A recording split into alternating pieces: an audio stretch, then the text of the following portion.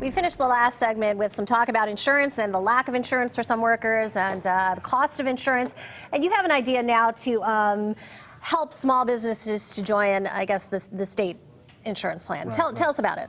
Well, this goes back to, being a state rep for a while. I'd run into small businesses and they're saying, look, you got to help us. Our rates are really high. When I looked at what they pay, wow, it is very expensive. So I also looked at my plan as a state representative, as I guess part of the state employee pool. My rates were lower and my benefits were better. So I had a proposal for a number of years where I suggested that we open up the state health care pool to cities and towns, nonprofits and small businesses. Last year, Governor Malloy signed that bill. It had been vetoed by Governor Rell in the past. And we're in the process right now of opening up to cities and towns and nonprofits. And I think pretty soon there'll be an offer to cities and towns. And I believe, I'm thinking close to 30 cities and towns will join the state health care pool and have lower rates and benefits as good as they had. So I want to open that up to small businesses as well. Yeah, I mean, Senator Kane, you're a small business owner. What do you think? Yeah, well, I mean, listen, I'm always interested in the speaker's ideas. I think he has a lot of good ones. Thanks, Rob. The pooling, what you're also doing, though, is you're increasing the risk because you're increasing the pool. So there's always an unintended consequences there. And I do remember the bill. I think I voted against it, quite honestly. But I remember there weren't a lot of people who even bid on the opportunity. There was 3 insurance carriers, I believe, something to that effect. So, we'll look at it, and I'll certainly be open to many different things that help small business as a small business owner myself, and I appreciate the speaker for that. But at the same time, you have to look at those unintended consequences. Let's look at the mandates. Let's look at all the things that go along with it, because I am a firm believer in the free market. Okay.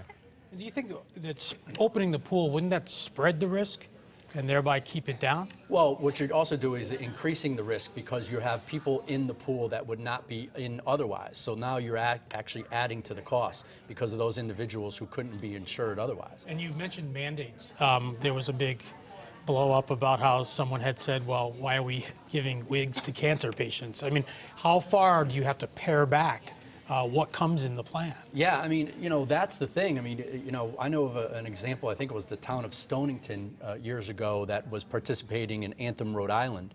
But somehow the Rhode Island Attorney General said, no, you must participate in Anthem, Connecticut. And their rates tripled because we have 54, maybe more, the speaker would know, mandates on our books, whereas Rhode Island had about 15. So mandates increase the costs. So I think what we need to do is give people choice, give them opportunities to choose their plan, similar to your auto insurance, similar to your home insurance, but not put mandates on the policies because that's when you rise costs. Let's move on because we have a lot to talk about. Online gambling certainly has been getting a lot of attention in the newspapers and the headlines. And the governor says that it's only a matter of time before it gets here, so he's suggesting we get ahead of it and legislate it. And I'm wondering, Rob, what you think? I'm not in favor of online gambling, and the main reason really is because if you talk about online gambling, if you talk about tolls, if you talk about Sunday sales, it's more revenue. That's all we talk about. I'm the ranking Republican on the Appropriations Committee, and it seems that all our conversations are based on revenue rather than spending. I'd like us to see to pare back spending, reduce the size of government, and give the taxpayers a break for a little while.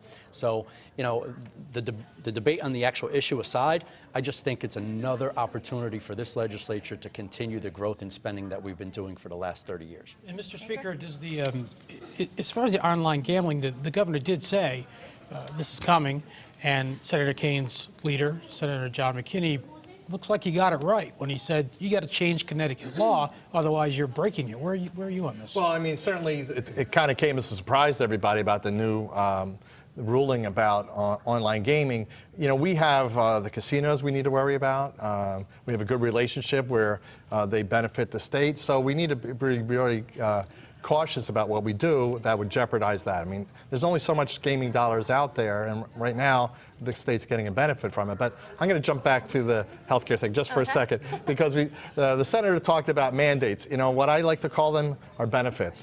Because people complain to me that we remember the fight way back when people got kicked out of hospitals after giving birth after 12 hours. That was called a mandate. Covering for mastectomy, that was called a mandate. Those are benefits that used to be covered in health insurance. And for many people out there, they remember Blue Cross Blue Shield.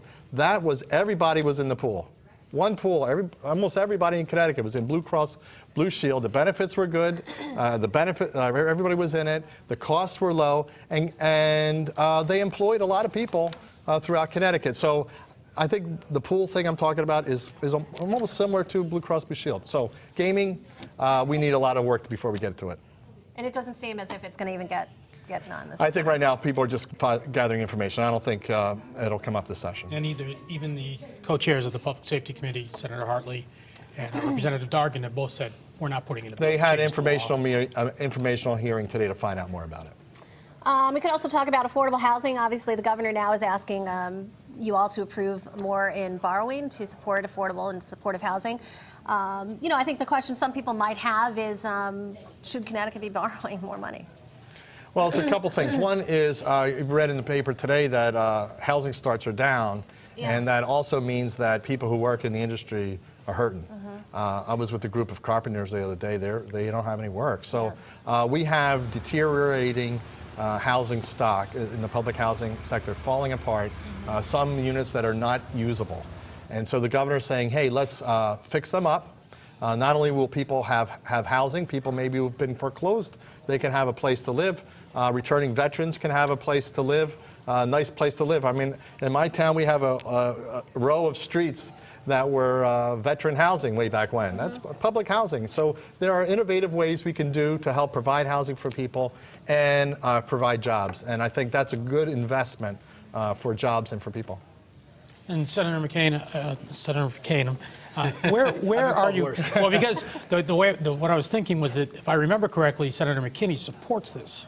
Where are you on this? I'm certainly, I've sat on the Appropriations Committee, as I said, for 4 years, and there are certain things we have to do, and I understand that.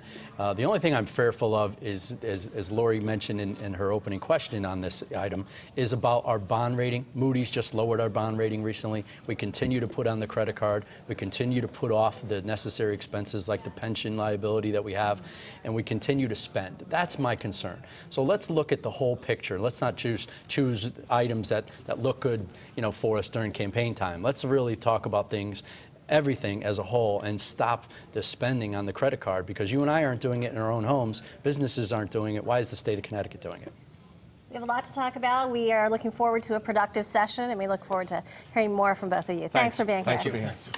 Coming up, well, we've heard from the lawmakers. Next, we're going to hear from business advocates about what business owners are looking for from the state.